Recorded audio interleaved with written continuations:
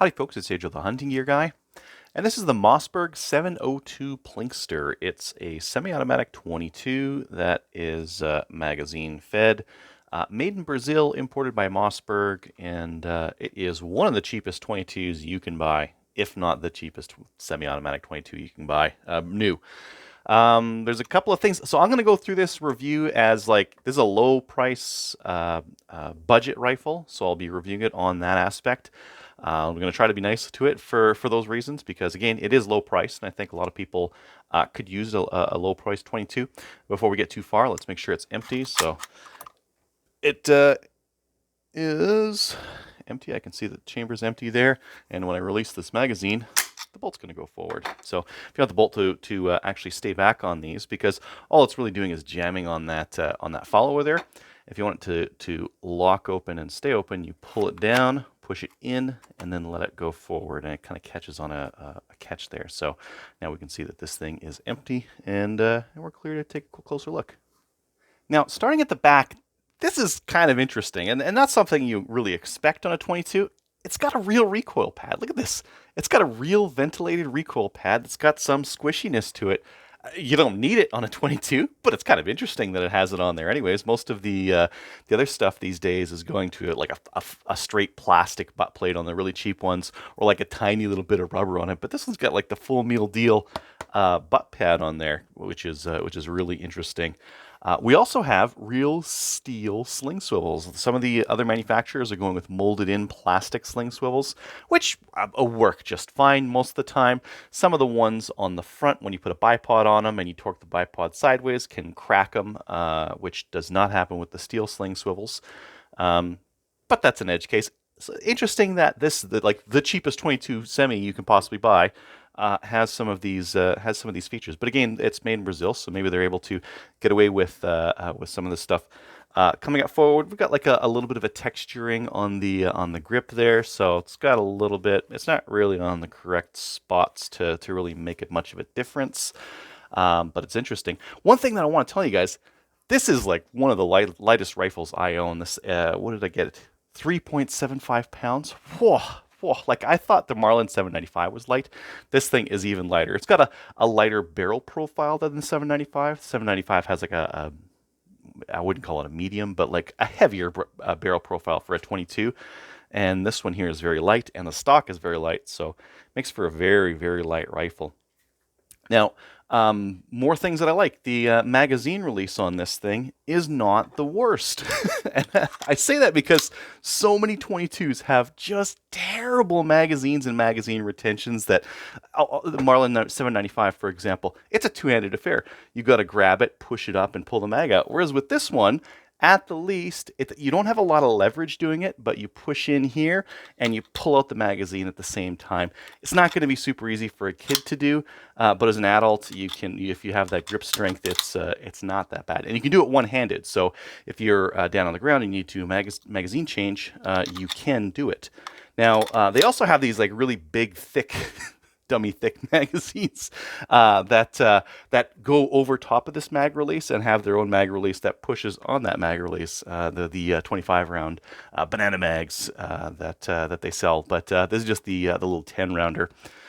Maybe just while we're here, let's take a look at that 10 rounder. Now this is the cheapest 22 mag you can possibly make. One thing I don't really like is that the whole affair relies on that little ground edge to hold, and if it doesn't, or if it starts like wearing down, your magazine might come out. It's not actually going to hold in place anymore because it's just a tiny little like ground in little ledge on this thing. I guess you could sharpen it up again. I guess you could always just hit that with a file and sharpen up that edge if you needed to. I would rather not to have to, but I guess it's possible. We've got some windows on the side there, so you can see your ammo, and so dirt can go in there, because that's going to help your feeding, right? A little bit of dirt in the magazine. It's a cheap mag. It's a very cheap mag. Loading this thing, I found that the lips on it are a little bit sharp. They're a little bit sharp on loading, but because the spring pressure isn't that bad, it's not that bad. The worst thing to have is a 22 mag with a lot of spring pressure and sharp edges on steel lips. Those are not fun to fully load. Maybe the 25 round mags are like that. I'm not really sure. But the 10 rounder is just fine to load up. And on the side there, that looks like an over insertion stop, so that'll stop you from ramming in too far. Now, while we're at the back of the rifle here, we've got a standard crossbolt safety. There's not really much to say. These are super standard. Some of them are behind the trigger, some of them are front. This is in the front. Easy enough to use. If you're right-handed, it's a very quick pull, then pull the trigger. If you're left-handed, maybe you can swap it. Maybe you can swap it, or you can just use your other hand to get it on the other side. But these are very standard and inexpensive 22s. Now, why don't we find out what kind of trigger pull we're facing. Now, normally with a lot of rimfires, you don't want to be dry firing them because the firing pin will actually hit the chamber. But I'll do it for you guys so you can see what kind of trigger pull we're facing here. So I'm just giving it a very smooth, slow pull to the rear, and that's how you find out what the trigger pull actually is. Okay, let me do that again. It had a huge ledge there, and I thought, oh, maybe it misfired. Maybe I did something wrong. That was right around 5 pounds. Let's try that again. 4. So I'm going to do that again. 4.8 pounds.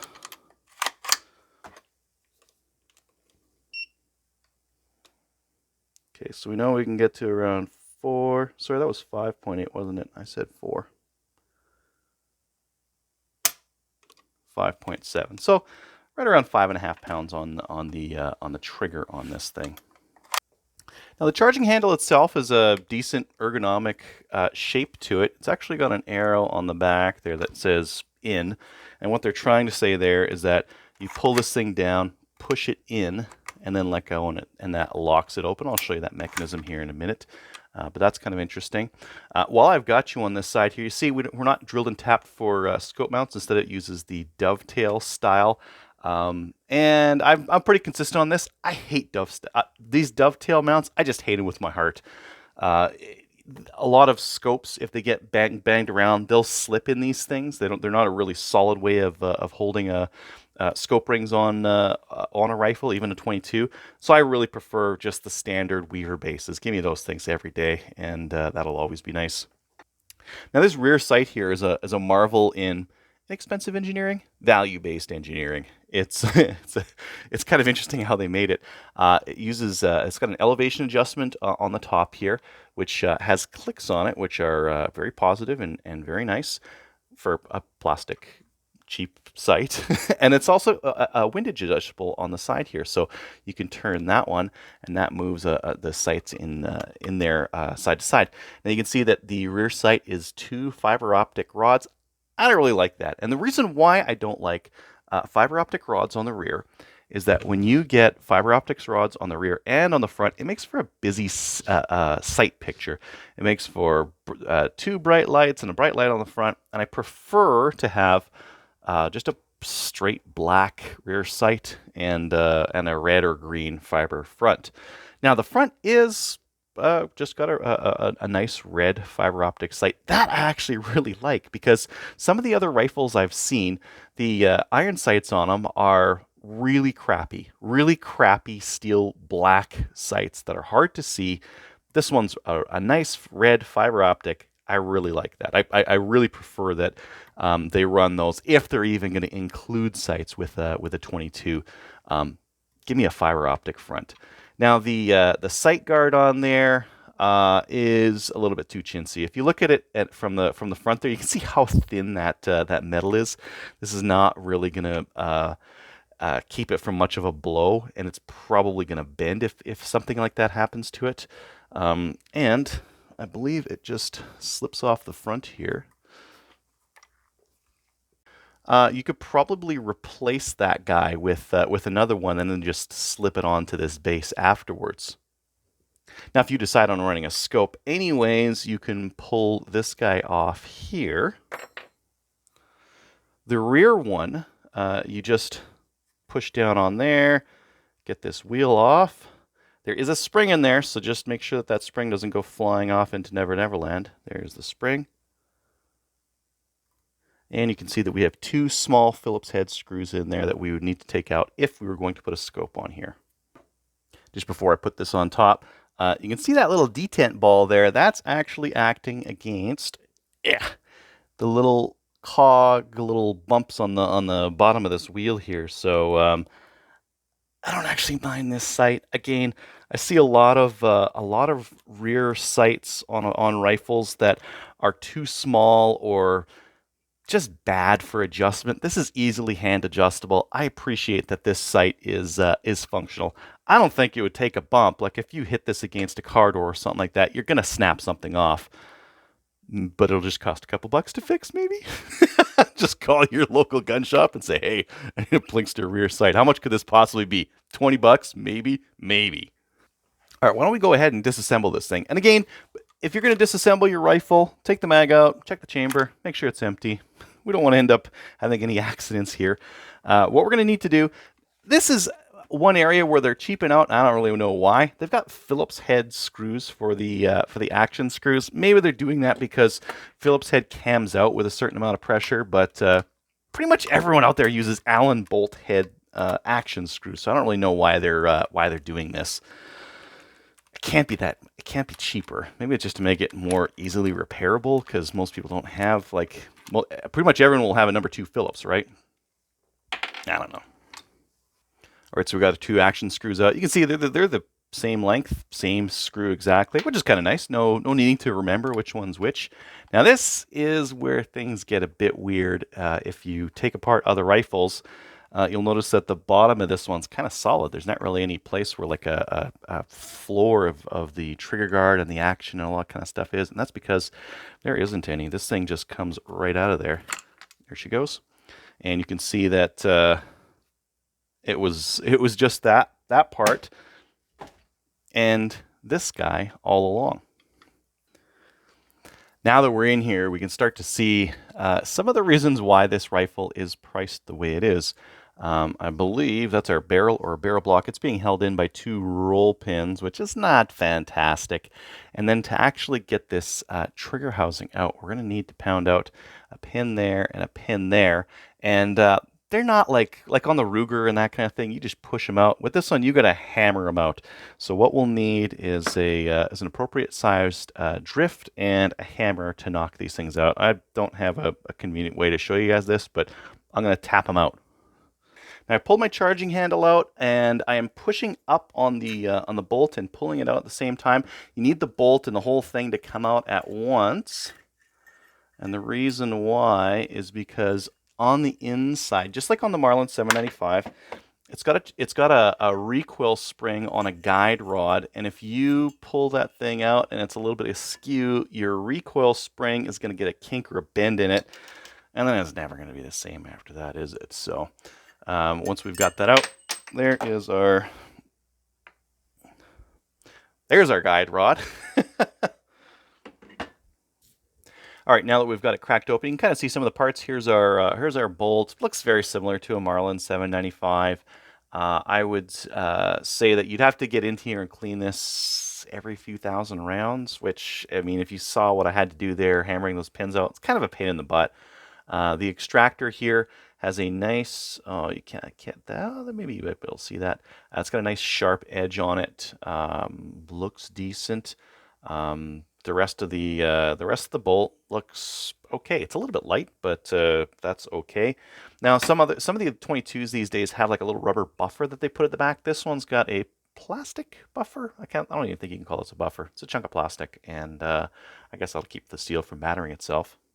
Finally, here's our trigger housing. You can kind of see how this thing's made. It's injected in a plastic injection mold. That's where the sprue, that's where the plastic would be injected in through, and it's just kind of roughly cut off, like struck off there. But who cares? That's on the inside, and it's not functional, so it doesn't really matter. The rest of this, it looks cheaply made, but it looks like it'll work. So it's got a little bit of a guide kind of milled in there. We've got a fixed ejector right there, which would work just fine.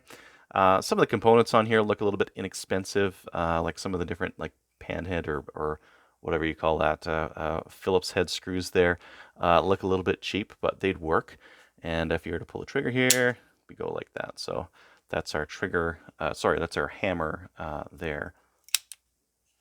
Now to get any deeper into this, we'd need to knock out a couple of these pins here. I'm not going to do that today on this video, but if you're going to upgrade the springs on these things, for example, with maybe one of those M-Carbo kits, that's what you would do here. Oh man, the grease that they put on on the recoil spring and guide rod, it's got I don't know if it's moly grease. It kind of smells like that tractor. I don't know how many people deal with tractors these days, but it kind of smells like that green tractor grease that you get, that just general purpose grease. Smells all chemically, just nasty. Now I'm just going to reinstall this, and you might be wondering why I had to take out the bolt and the receiver at the same time. That's because that ejector right there needs to go into this slot here. So they need to be popped. They need to be together to put them back in there. I'm going to take my recoil spring and guide rod, take the floppy end of the recoil spring, pop it into the back of the bolt like that. And then I've got to get this end of that recoil spring guide into that divot or space in the back of the receiver here. I forgot about this part. All right, I'm just going to try, I'm not going to do this on camera because I'm going to need to put it down level, but what I'm going to do is just take this, scooch it in there, and then put this whole shebang back in. Now, I think I've been pretty charitable about most of what I've reviewed on the Mossberg Plinkster, but if there's one area where I had to give it poor marks, it's in the disassembly and reassembly. Now keep in mind, you have to do this semi-frequently with a 22 because they get so dirty. You need to clean the bolt. You need to get into the bolt face and the extractor groove and all this business in here. And this is not a great way of assembling all the parts. The recoil spring, the bolt, the lower half here. The Marlin 795 is similar in how much of a pain in the butt it is, but this one is just a little bit worse. I would rather do the Marlin than this one. So what's the Mossberg Plinkster good for? Well, one, its price. it's one of the cheapest semi-auto 22s you can get. The other, the iron sights are neat. I don't know if they'll be super durable. I'm pretty sure like some hits to some of this plastic and this metal cover up here will damage it pretty easily. So I'm not too confident in that kind of stuff. Some of the parts like the bolt has some little small pieces around it that might get gummed up with dirt fairly easily. It's a pain in the butt taking the bolt out of this thing. I don't like I don't like disassembling it and reassembling it. And you kind of have to do that with a 22 every, I don't know, 500, 1,000 rounds kind of a thing just to get the gunk off of there. So that kind of sucks. Recoil pad's kind of interesting. Steel sling studs kind of interesting. I found this one to be reliable. Your mileage may vary, but it ran just fine for me. The bolt hold open when the mag is empty is interesting. I don't really like it because as soon as you take the mag out, the bolt goes forward. So it's not like a true bolt hold open. It's just it's just jamming on that follower, which isn't that great. But one interesting thing I found about this thing, it is so light. Because it's so light, it's actually a lot of fun to take this thing out small game hunting because it's light. The sights are easy enough to use and they're accurate enough. Accurate enough for a standing shot when you're out there looking for squirrel or rabbits or something like that. And if you wreck it, who cares? Just buy another one. It's not the end of the world. So what is this? A disposable small game hunting 22? Maybe that's the angle I'm going with here. But not a bad little 22. Some things on it, like obviously not the greatest, but I don't know. It's cheap. Thanks for watching. All right, so these are the first shots out of the Mossberg Plinkster. Safety's off. Was that 10? Didn't feel like 10.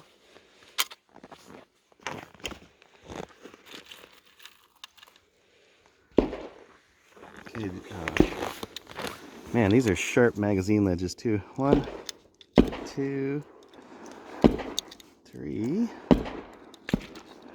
4, 5, 6,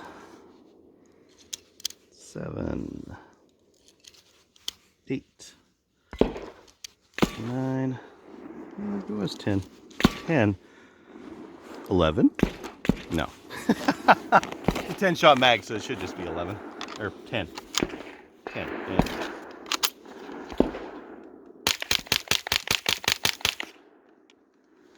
I mean, it runs, so I can lock the bolt back just by pulling it back like this, and I can pull that mag out. Or you can just pull the mag out, the bolt goes forward. Ugh, this ammo stinks so bad.